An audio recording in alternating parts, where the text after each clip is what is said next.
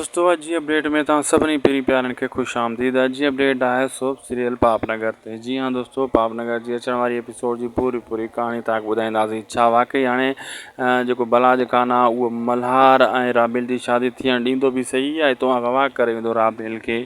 आख़िर अॻिते छा थियण वारो आहे? इन वीडियो खे आख़िर ताईं ॾिसंदा थी सघे त असांजे हिन यूट्यूब चैनल उदासी टेक खे ज़रूरु सब्सक्राइब लाइक शेयर कंदा। हलूं था अॼु जी अपडेट जी तरफ़। दोस्तों दरअसल बलाज ख़ान कॾहिं बि जेको आहे शादी सुखियो न करणु ॾींदो मल्हार खे, लेकिन मल्हार ऐं राबेल जी शादी ज़रूरु थींदी।